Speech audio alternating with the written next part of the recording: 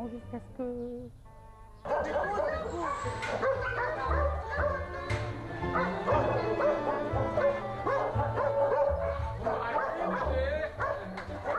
C'est la mascotte du refuge.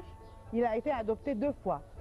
La première fois, il est resté sans bouger chez la dame anglaise, à moitié mort. Elle a dit pendant 2 semaines, il voulait ni manger, ni boire, ni jouer, ni faire quoi que ce soit. Un jour, elle l'a emmené dans un refuge à Lo'sor pour le faire soigner.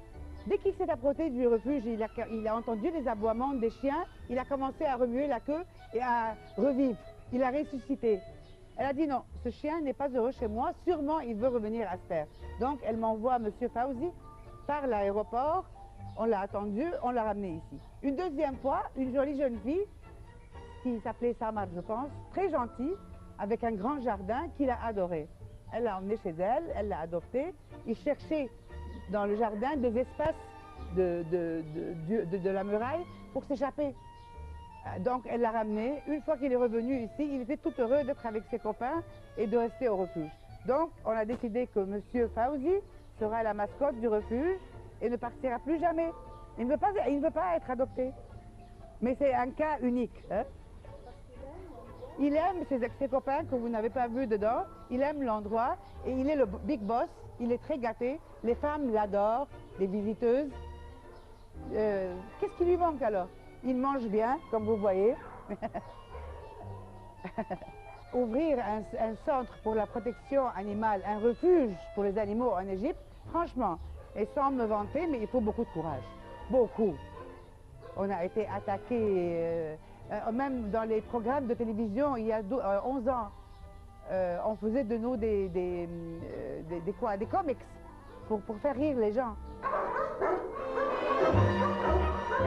Le rôle pratique, c'est de sauver les animaux autant que possible. Le rôle que nous essayons de faire, c'est de convaincre les institutions gouvernementales d'arrêter leurs moyens brutaux de tuer les animaux et de faire comme nous, stériliser. Une fois qu'on stérilise les animaux de la rue, il n'y aura plus d'animaux errants. Eux, ils sont en train de dépenser pour le poison et pour les coups de feu et payer les salaires des gens qui font ce métier. Ça revient au même. Alors faites-le d'une façon civilisée. Ça fait 30 ans que vous tuez les chiens dans la rue, ça fait 30 ans que nous avons des chiens errants. Essayons, parce que si vous faites la même faute tout le temps, vous aurez les mêmes résultats tout le temps. Changez de moyen, changez votre méthode, utilisez la nôtre. Ce que nous essayons de faire maintenant, c'est de sensibiliser les gens à la cause animale. Je pense que ça arrangera beaucoup de choses.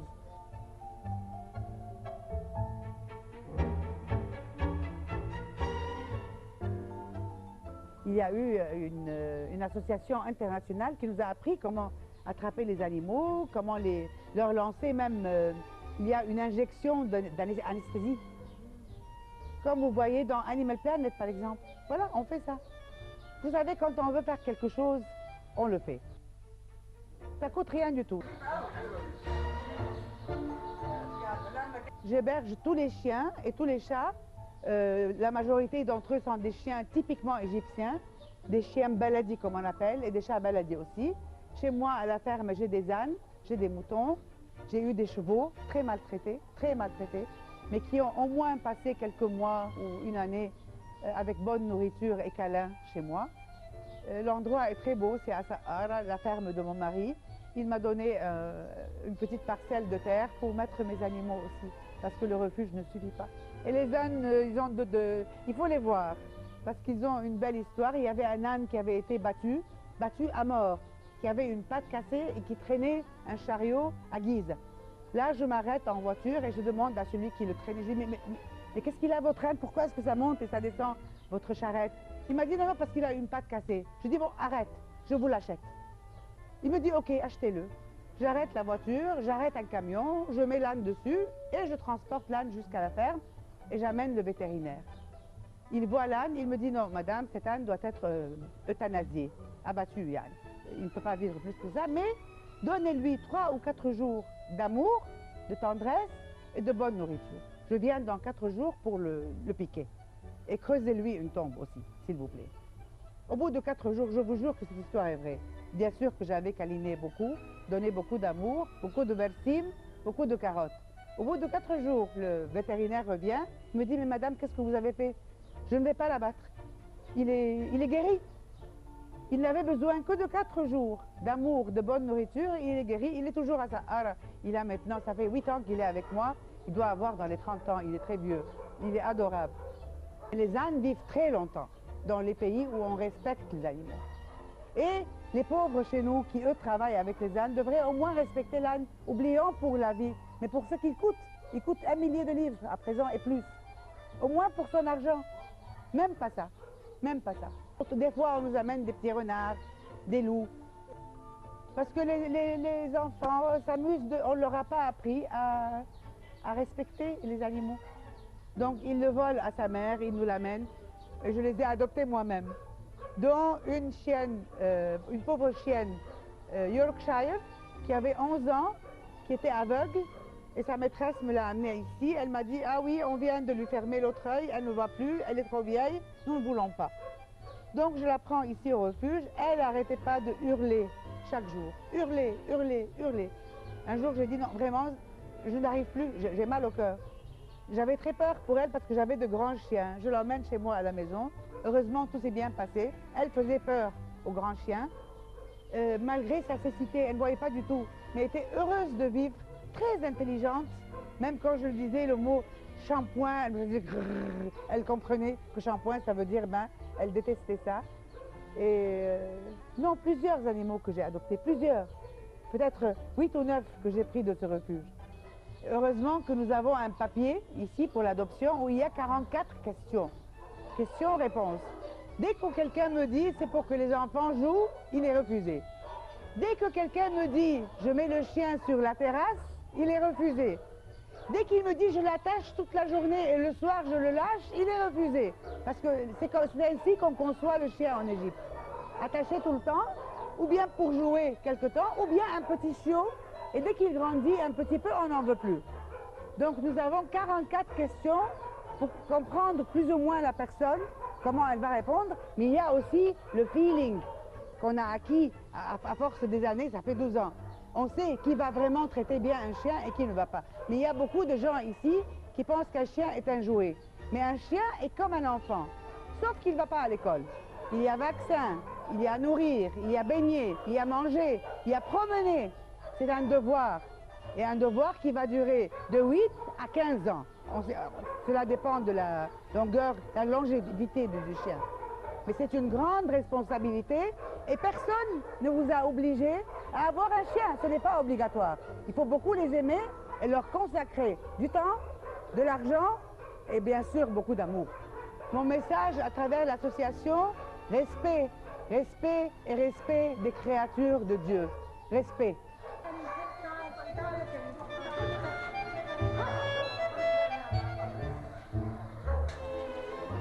L'amour et la compassion envers les animaux, chez moi, c'était inné. Mais je pense, pourquoi les Européens, par exemple, ont beaucoup moins d'abus que nous? C'est aussi une question d'éducation. Je vais vous dire quelque chose. Il se peut que quelqu'un ne fasse pas de mal aux animaux parce qu'il a été éduqué de cette façon. Mais qu'au fond, il ne les aime pas. Il n'a pas d'amour pour eux. Mais au moins, il y a une loi et une éducation qui l'empêche de lui faire du mal. Mais ici, loi, personne ne respecte. Éducation, il n'y a pas. Dégoût des animaux, je ne comprends pas pourquoi, bien que nous ne soyons pas le pays le plus propre du monde. Des fois, les animaux sont bien plus propres que certains humains. Non, éducation, c'est très important. Mais l'amour, c'est inné. L'amour, c'est inné.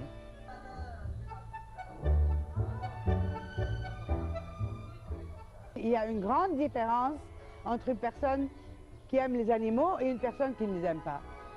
Une grande différence.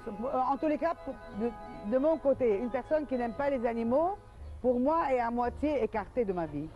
Ça veut dire que non, cette personne n'a pas les sentiments qu'il faut, n'est pas sensible, n'aime pas les faibles, n'est pas humaine, ne respecte pas la vie, ne respecte pas toutes les créatures de Dieu.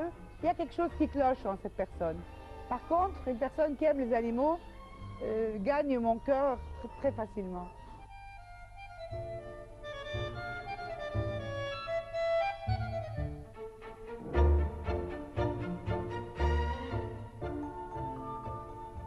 Il y a beaucoup de techniques à apprendre pour travailler avec les animaux.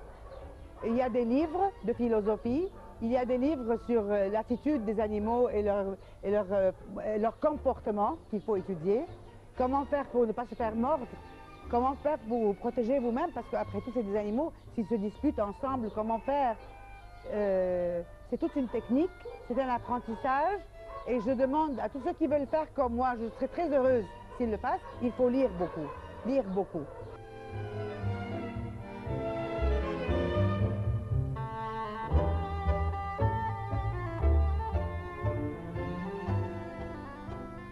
Je demande aux familles qui élèvent des bêtes, ou bien veulent leur donner leur droit naturel, qui est de courir, de jouer, d'être auprès de vous, parce que les bêtes sont sociables, elles ont besoin de vous, de leur donner leur nourriture, de leur donner leur vaccin, de les rendre heureux, ou bien n'achetez pas ou n'adoptez pas d'animaux. Qui vous a obligé?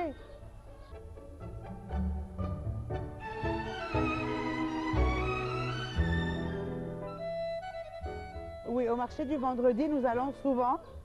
J'achète les faucons, je les garde quelques jours ou quelques heures chez moi à Sahara où j'ai une grande cage. Je les nourris, je leur donne à boire, puis je les libère. C'est un des moments les plus merveilleux que je passe. Parce qu'on les vend au souk de Saïd Aïcha, je n'ai jamais compris pourquoi, à 15 et 20 livres l'un, sans aucune raison pour les mettre dans une cage minuscule. Il y a la huppe, le rhodode égyptien, qui est aussi vendu au souk de Saïd Aïcha. Il y a des tortues, toutes sortes de bêtes vendues là-bas, dans des cages crasseuses. Autant que je peux, je leur parle. Autant que je peux, j'écris des articles. J'envoie des plaintes écrites et au téléphone au ministère de l'Environnement, qui s'en fiche carrément. Mais nous travaillons là-dessus. Et je compte faire un grand travail cette année sur cela.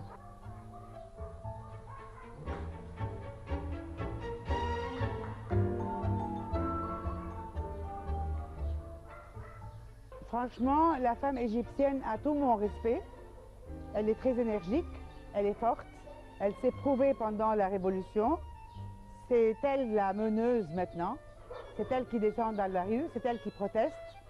Et je pense que si ce pays est sauvé, si Dieu veut que ce pays soit sauvé, il sera sauvé par la femme égyptienne.